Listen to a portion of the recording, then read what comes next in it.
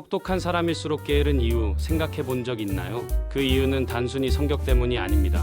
똑똑한 사람들의 사고방식, 특히 의심과 효율성에 대한 집착에서 비롯됩니다. 첫째, 똑똑한 사람들은 의심이 많습니다. 이들은 항상 자신에게 묻습니다. 이게 정말 필요한 일인가? 이 방법이 최선일까? 그 의심은 발전을 위한 중요한 도구가 될 수 있지만 때로는 행동을 멈추게 하는 장애물이 되기도 합니다. 예를 들어볼까요? 한 대학생이 새로운 공부 방법을 찾고 있습니다. 그는 수많은 자료를 조사하고 완벽한 방법을 찾으려고 애씁니다. 하지만 그 과정에서 정작 공부 자체는 하지 못합니다. 결국 그는 시작조차 하지 못하고 시간을 허비하죠. 더 나은 방법이 있을지도 몰라 라는 생각이 행동을 멈추게 한 겁니다. 둘째, 효율성에 대한 지나친 집착입니다. 똑똑한 사람일수록 자신의 노력 대비 결과가 크게 나타나길 기대합니다. 그들은 항상 최소한의 노력으로 최대의 성과를 낼 방법을 찾습니다. 하지만 이 효율성을 과도하게 추구하다 보면 시작 자체가 늦어지는 경우가 많습니다. 예를 들어 한 직장인이 새로운 프로젝트를 맡았다고 상상해 봅시다.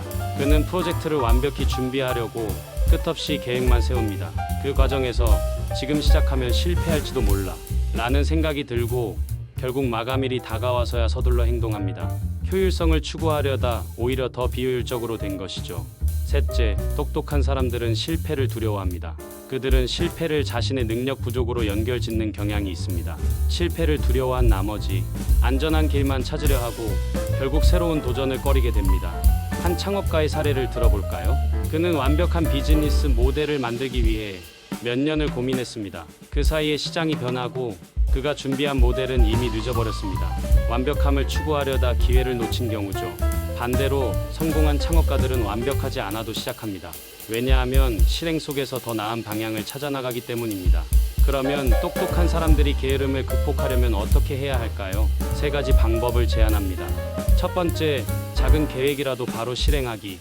의심이 들 때마다 지금 할 수 있는 가장 작은 일은 무엇인가? 라고 질문하세요. 그리고 그 작은 일부터 시작하세요. 예를 들어 책 한 권을 읽으려 할 때 이 책이 정말 나에게 도움이 될까? 라고 고민하지 말고 5분만 읽어보는 겁니다. 작은 행동은 연쇄적인 동기를 만들어줍니다. 두 번째, 성과보다는 습관을 만들어라.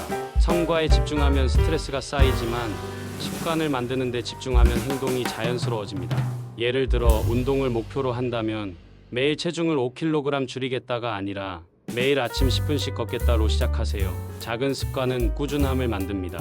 세 번째, 긍정적인 비전과 임계치를 이해하라.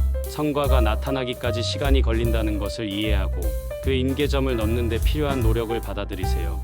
한 연구에 따르면 사람들은 성과가 바로 나타나지 않으면 노력을 포기하는 경향이 있습니다. 하지만 결과가 나오기 직전까지는 아무 변화도 보이지 않는 것이 일반적입니다. 농부의 사례를 들어볼까요? 씨앗을 뿌린 뒤 매일 물을 주지만 처음 몇 주 동안은 아무 변화가 없습니다. 그러나 어느 순간 새싹이 돋고 점점 더 빠르게 성장하기 시작합니다. 임계점을 넘기기 전까지는 꾸준히 믿고 노력해야 합니다.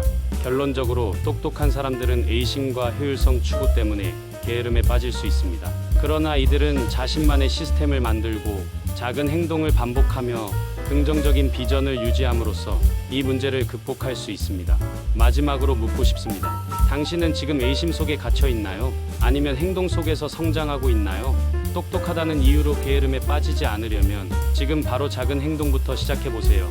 그 행동들이 당신을 더 나은 방향으로 이끌어 줄 것입니다.